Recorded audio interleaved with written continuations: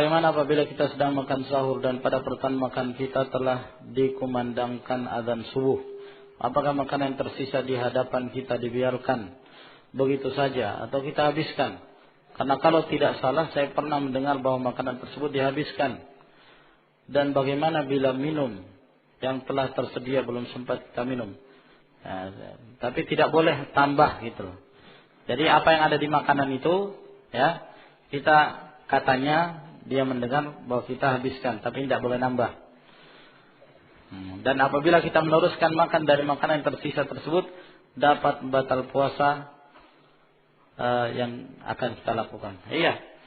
Jadi kalau kita mendengarkan azan yang menunjukkan masuknya waktu fajar shadiq, harus berhenti, ya. Harus berhenti. Nah, oleh karena itu Rasulullah SAW makan sahurnya beliau ada jarak antara azan dengan makan sahur, ya. Akhir beliau lambat makan sahurnya tapi ada jaraknya. Nah, jangan mengambil tempat-tempat yang syubhat, ya. Jangan sampai antum makan belum sempat minum. Nah, itu ya bala. Nah, musibah bagi antum yang berpuasa. Nah, makan apalagi kalau makan sambal belum sempat minum. Nah, ini yang menjadi masalah. Maka ambil jarak, ya, sebelumnya. Paling lambat tapi ada jarak yang kita bisa beristirahat sebelum azan. Nah, adapun kalau sudah azan harus berhenti total. Tidak makan, tidak minum. Nah, kata yang tadi disebutkan bahwa ada yang mengatakan kalau sedang makan kemudian dikumandangkan azan, kita boleh menghabiskan makanan yang ada tapi tidak boleh nambah. Nah, ya, lalu gimana kalau nampannya besar?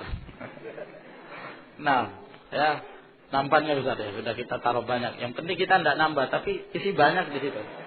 Nah, Allahul musta'an. Walhasil tidak ada dalil. Memang ada hadis yang diriwayatkan oleh sebagian ashabus sunan. Hadis Abi Hurairah bahwa Nabi sallallahu alaihi wasallam mengatakan, "Idza sami'a ahadukumun nida wal ina'u fi yadihi fala yad'uhu hatta yaqdi hajatah." Apabila salah seorang kalian mendengarkan azan sementara dia sudah memegang, ya, bejana untuk minum.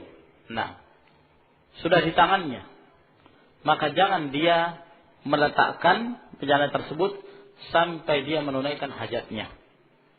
Sampai dia menunaikan hajatnya. Nah, yang pertama hadis ini hadis yang dhaif. Hadis lemah. Dilemahkan oleh Abu Hatim. Di dalamnya terdapat catat. Hadis ini berasal dari riwayat Muhammad bin Amr bin Alqamah. Ya. Muhammad bin Amr bin Alqamah. Kalau tidak salah dia meriwayatkan dari Abu Salamah dari Abu Hurairah.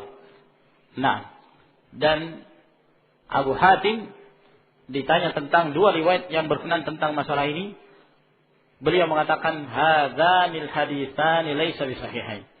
Kedua hadis ini tidak ada yang sahih. Tidak ada yang sahih. Dan ini dikuatkan oleh Syekh Muqbil rahimahullah taala. Kemudian kalaulah hadis ini sahih, tidak dibahas tentang makanan, ya. Yang dibahas hanya minum saja. Tidak dibahas tentang makan. Kalau makanan tidak ada, harus berhenti. Nah, yang dibahas hanya minum saja. Itu pun di saat kita sudah megang, ya. Bukan sedang asyik makan, kemudian dikumandangkan azan, buru-buru pegang. Tak boleh. Nah, ya, yang dimaksud kita sudah ingin minum, sedang dipegang. Lalu kemudian, ya, riwayat tersebut mengatakan sudah dilanjutkan saja. Nah, dilanjutkan. Hadisnya berkenaan tentang air minum, bukan makanan. Sehingga jangan dikiaskan, ya. Jangan dikiaskan.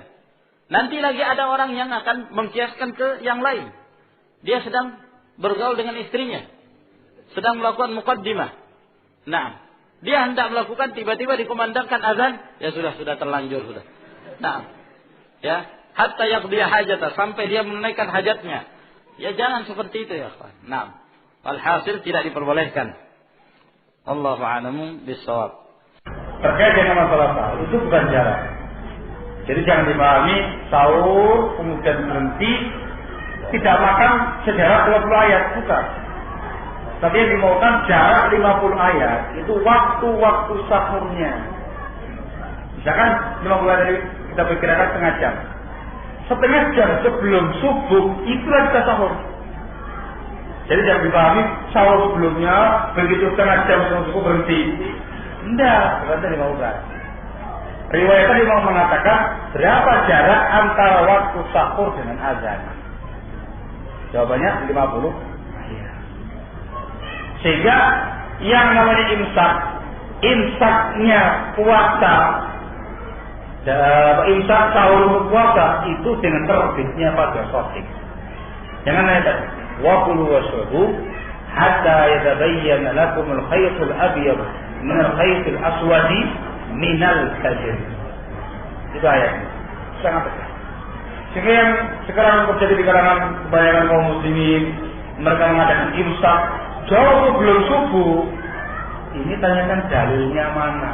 Itu bertentangan dengan nas ayat tadi. Dengan imsaknya sahur itu dengan terbitnya pada subuh.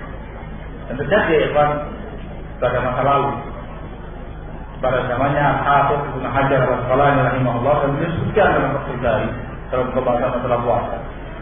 Terjadi pada masa beliau, tanda imsaknya mereka itu yang dikatakan menyelisih sunnah itu dengan cara mematikan semua lampu. Itu beberapa jauh sebelum itu. Semua lampu dimatikan. Mati lampu, tanda imsak, tidak boleh tahu. Ini kata beliau termasuk perkara-perkara baru yang diadakan tengah-tengah mereka yang muncul. Banyak sekali kejelekan-kejelekan menimpa mereka dan sedikit sekali kebaikan-kebaikan ada pada mereka. Sehingga kalau sekarang tadi dengan kalimat bisa kurang. Itu imsaknya masih ya, belum subuh. Jika saya lagi kaum muslimin yang terhormati, nas ayat tegas mengatakan, juga sabdanya Rasul tegas memberitakan, yang namanya makan dan minum sahur itu terus berlangsung sampai terbitnya fajar sodik. Itulah imsaknya orang dari sahur dan waktunya orang berbuat.